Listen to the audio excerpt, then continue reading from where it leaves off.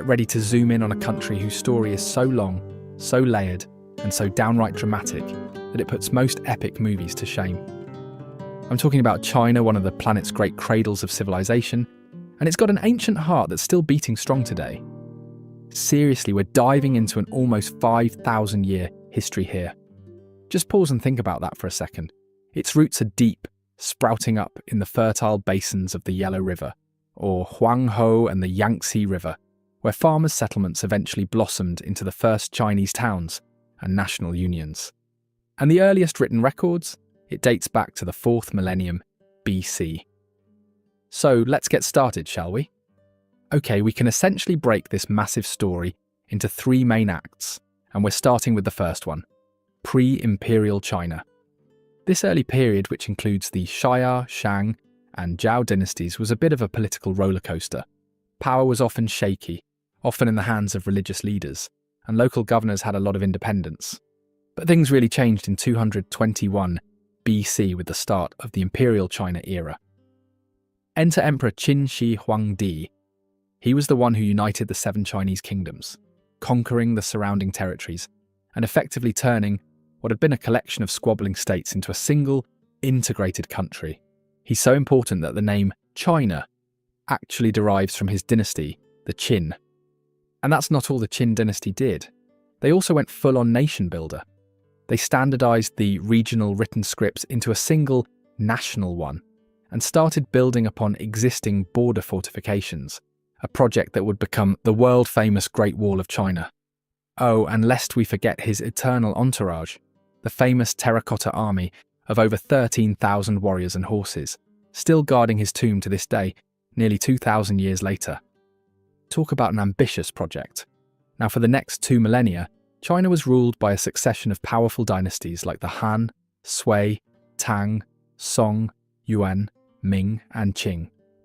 It was under their long reign that China became the undisputed powerhouse of the Asian continent. The Tang dynasty, which lasted from 618 to 907 AD, for example, is often called the Golden Age for its incredible advances in culture, governance, and technology. This was a time of epic invention too. Think about the early version of the printing press, paper, and even gunpowder, which alchemists first stumbled upon while searching for a medicinal elixir. You also can't talk about this era without mentioning 2 major moments of external influence. First up, in the 13th century, were the Mongols, led by Genghis Khan's grandson, Kublai Khan.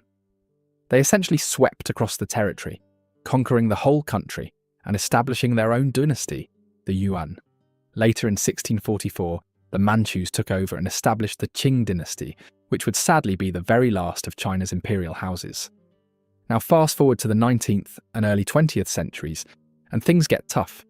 China, though still powerful, was struggling to modernise. Then Western powers, particularly Great Britain, started making moves, most infamously with the Opium Wars, which lasted from 1840 to 1842 and 1856 to 1860. They flooded the country with the addictive drug, and the resulting military conflicts saw China lose territory, including the cession of Hong Kong to the British.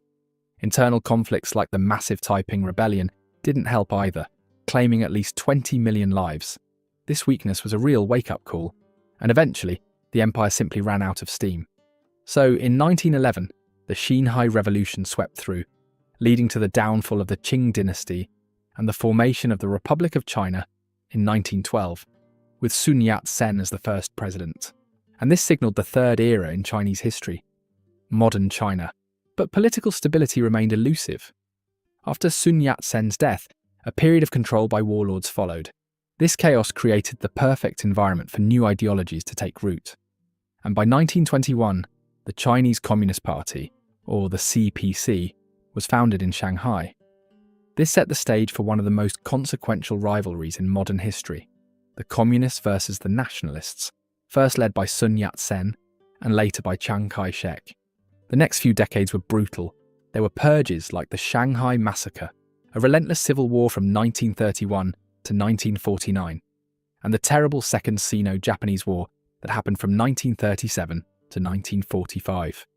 Eventually, the nationalist government, despite reunifying the country for a time, lost the civil war. In 1949, everything changed. The communists were victorious and their leader, Mao Zedong, proclaimed the establishment of the People's Republic of China, or PRC. Meanwhile, the nationalist government, and about 2 million of their supporters, evacuated to the island of Taiwan, establishing a provisional government there. This split is, as you can imagine, still a massive political issue today. Mao's reign was marked by revolutionary changes and incredible upheaval, because early on they enacted laws promoting women's equality and banning arranged marriages, which was huge.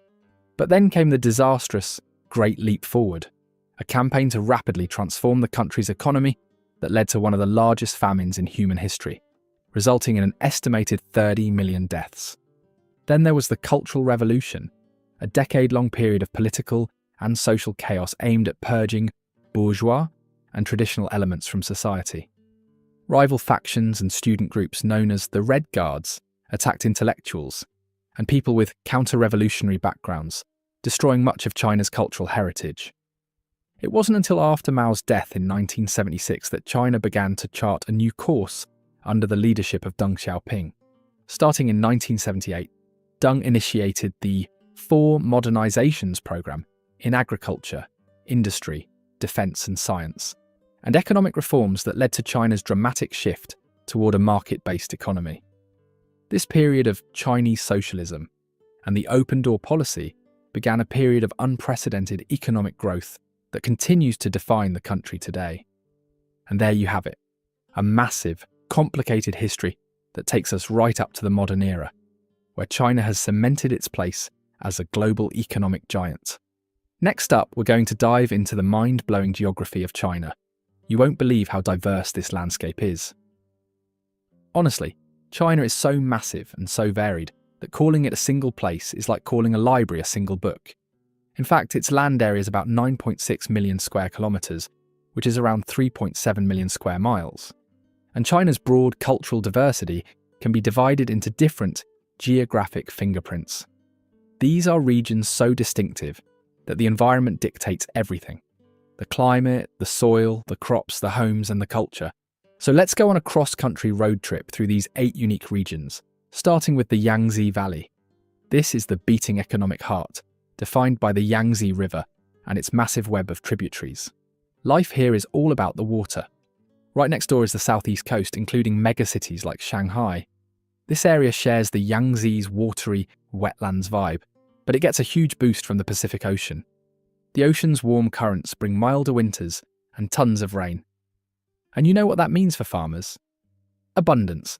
They can often pull off 3 or more harvests every year, whether it's rice from the fields or shrimp and ducks from the aquaculture ponds. So, food surplus is basically the norm here. Next, tucked away from the coast, surrounded by towering, tough mountains, is the Sichuan Basin.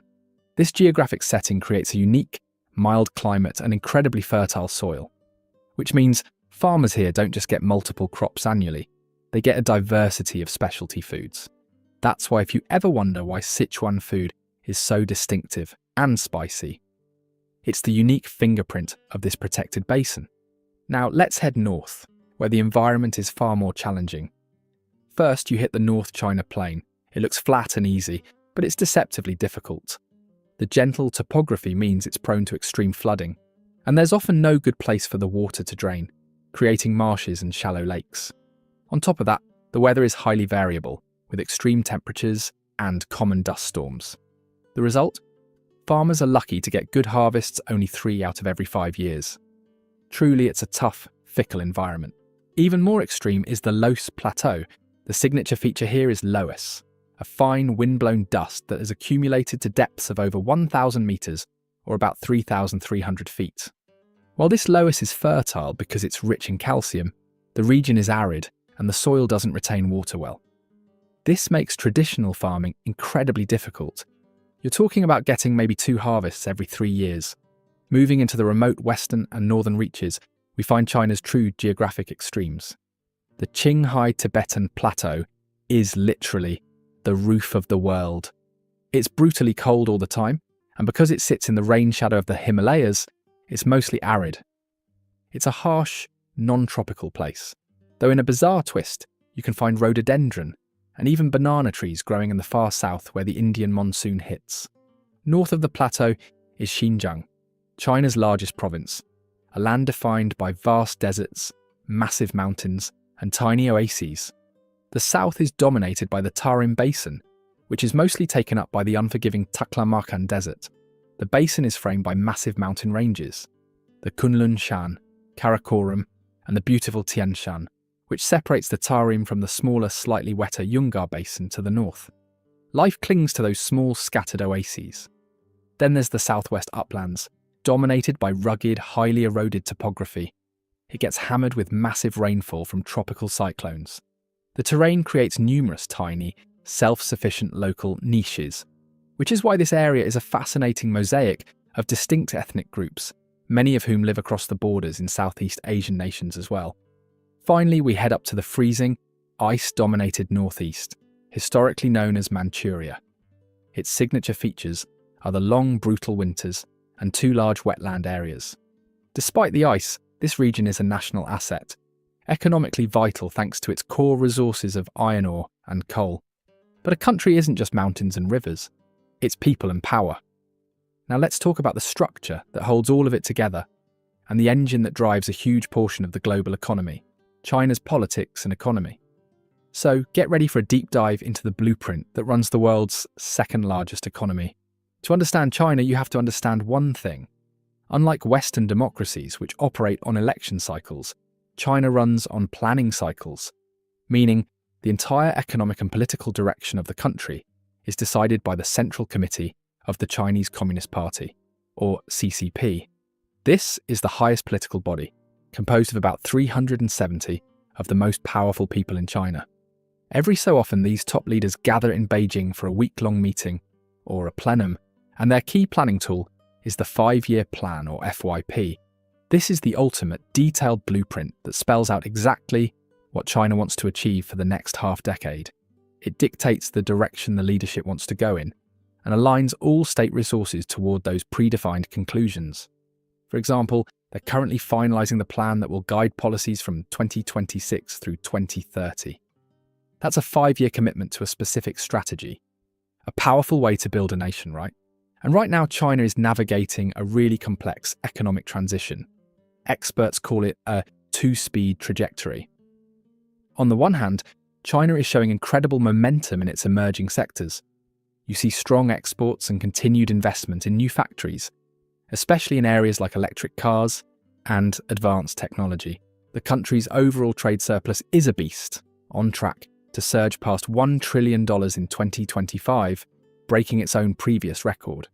This strength helped growth rebound earlier this year, supported by fiscal policies that saw private consumption contribute more than half of the GDP growth in the first 6 months of the year. But on the other hand, the traditional growth engines are subdued, creating major economic headwinds. The biggest anchor right now is the downturn in the real estate sector. This sector, which once accounted for a staggering 25% of China's economy, is struggling. And you want to know why? It's because apartment prices are down by as much as 40% in many major cities since their peak a few years ago. This decline has wiped out a huge chunk of household savings, and as you can imagine, that makes people nervous. That nervousness translates directly into weak domestic demand. Retail sales of consumer goods are barely moving, recently posting an increase of just 3% compared to the same month last year. That was the smallest increase in almost a year. So what does this balancing act mean for overall growth? The ASEAN +3 Macroeconomic Research Office, or IMRO, projects China's GDP growth will hit 4.8% in 2025, or approximately $14.3 trillion, and then slightly moderate to 4.4% in 2026. While still impressive for an economy of this size, it shows that the country is undergoing a challenging transition. With risks tilted to the downside, the CCP leadership's facing a decision. How do they fix the economy? It boils down to two main options. One path is to focus on reinforcing consumer spending. This means measures like increasing pensions, especially for rural seniors, some of whom currently receive as little as $20 a month. The goal is to put money directly into people's pockets to spur consumption. The other path is to reinforce the country's long-time focus on big construction projects, like rail lines, highways, and dams. This is a crucial area because many local governments can no longer afford these projects since their main revenue stream, land sales, has dried up due to the housing slump. Ultimately, achieving sustained, high-quality growth will require deep structural changes, like fixing local government finances and shifting away from incentive systems that have previously driven overinvestment in certain sectors. But now let's move away from the economy and into culture. As one anthropologist put it, culture is everything. It's the food, the language, the morals, and the countless ways a group acts and interacts. And in a country that is home to over 1.4 billion people, that makes for one of the world's most fascinating, rich tapestries. The first thing you realize is that China is a land of incredible human diversity. Officially, China recognizes 56 distinct ethnic groups. The dominant group by a massive margin is the Han Chinese, which accounts for over 92% of the population, or around 1.3 billion people. But the remaining population is a vibrant mosaic of groups like the Tibetans, the Mongols, and the Manchus, all the way down to tiny groups like the Loba and Hejan, which number only a few thousand people. And with 56 different groups, it's no surprise that the country is home to over 300 languages and dialects. While Mandarin is the official language, spoken by over 1 billion people globally, there are massive regional languages like Yue or Cantonese, which boast over 85 million speakers. The sheer linguistic scale means that travelling across the provinces can feel like visiting several different countries. Now let's talk about how this massive population keeps time and tradition. Here's a mind-bending fact. China, despite spanning over 5,300 kilometres, or about 3,300 miles from east to west and theoretically covering 5 time zones, uses only one time zone, Beijing time. This can lead to funny moments, especially in Western regions, where the sun might not rise until 10 a.m, and locals have to talk about things using both local time and Beijing time. The calendar too is a bit of a dual system. While the Gregorian calendar is used for business, the Chinese lunar calendar dictates all the fun stuff, like the festivals and the traditions. This is the calendar that sets the dates for the Chinese New Year and the Mid-Autumn Festival. And it's also linked to the Chinese zodiac, where every year shifts to one of 12 animals, like the dragon for 2024. Besides the calendar, the concept of auspiciousness, running through both numerology and colour, is big in daily life.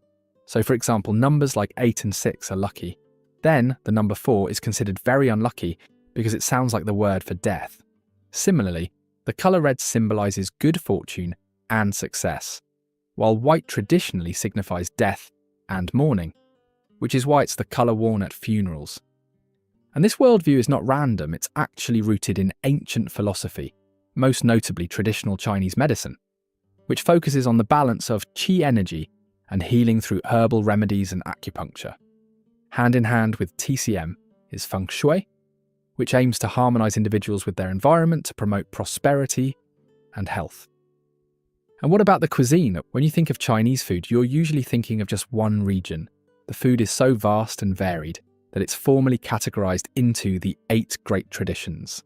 You have the fiery, numbing spice of Sichuan cuisine, the light, fresh flavours of Cantonese dim sum, the highly seasoned dishes of Shandong, and the fresh, simple tastes of Zhejiang. It is a culinary world unto itself. And to wash it all down, tea, of course, which is far more than a beverage. It is a ceremony and a deep cultural exchange. Moving from the kitchen to the studio, you find calligraphy, which is revered as a high art form. The artistic writing of Chinese characters is an expression of the artist's inner spirit, so much so that its tradition is protected by UNESCO. This artistic ingenuity is nothing new, of course, as China is the source of the 4 great inventions that changed the world: paper, gunpowder, the compass, and printing. The printing press, for example, appeared in China nearly 600 years before it arrived in Europe. And of course, we can't talk about China without mentioning the scale of China's ambition.